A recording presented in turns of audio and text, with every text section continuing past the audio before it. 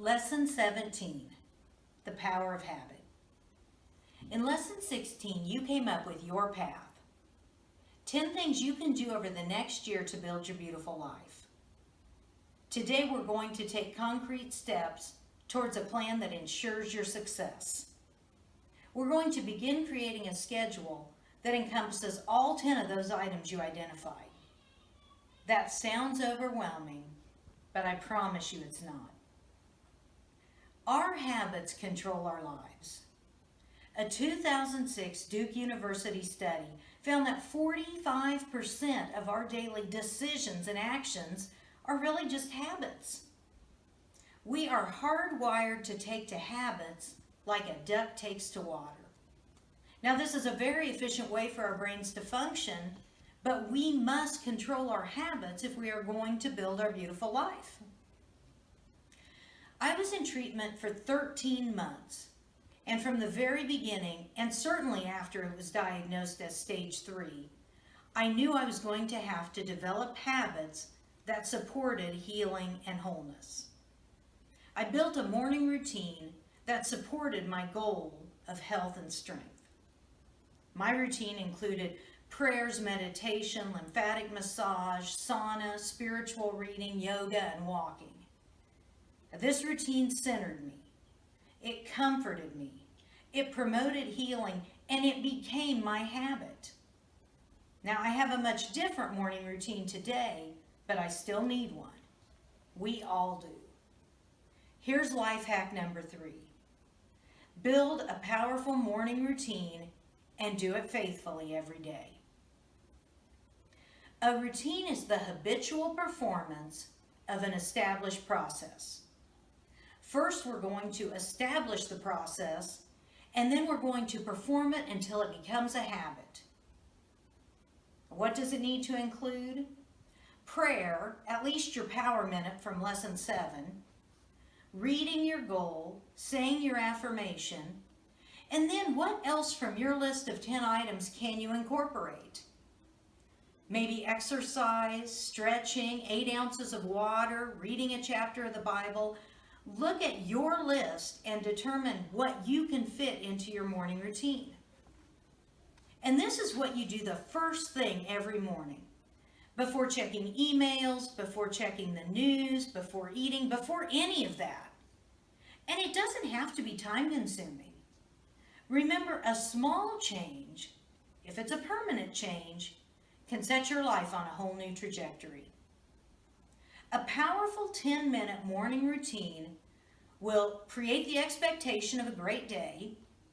It will prepare you for the day and the day for you, and it will set you up for success. Imagine your life as a ship. Your morning routine points your ship to the golden shore every morning.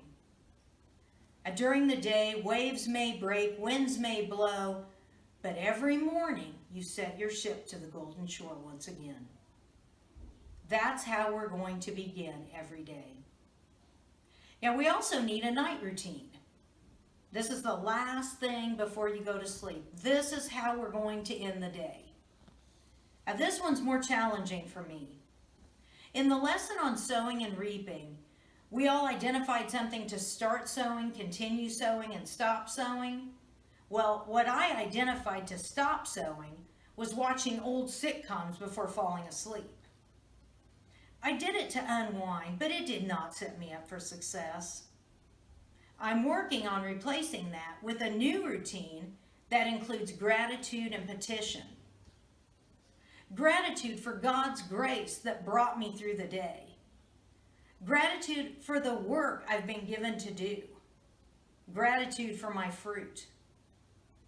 And petition, asking God to grant me my heart's desires, to bless my loved ones, to bless my efforts, to bless my harvest. Now, this may only take a few minutes, but it does set me up for success. What needs incorporated into your night routine? These routines will become habits if we persist. Colossians 4:2, persevere in prayer, being watchful in it with thanksgiving. These routines can turn our lives into a prayer.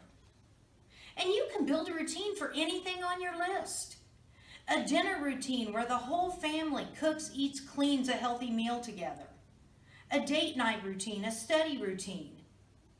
A good first step is to evaluate your list and write down the frequency required for each item. For example, exercise is on my list. That includes lifting weights 3 mornings a week. I've built a routine around that for every Monday, Wednesday, and Friday morning. Now there are 2 other routines we need. One is a reset routine. And we use this when things take a sudden turn for the crazy. Your boss calls an impromptu meeting and says things are going to change around here. You're running to make a connecting flight, or a health scare pops up. My reset routine is to affirm this moment is exactly as it should be. God is in control. I repeat that with deep breathing until I'm reset. And I also share that when someone calls me in distress and I have them affirm it.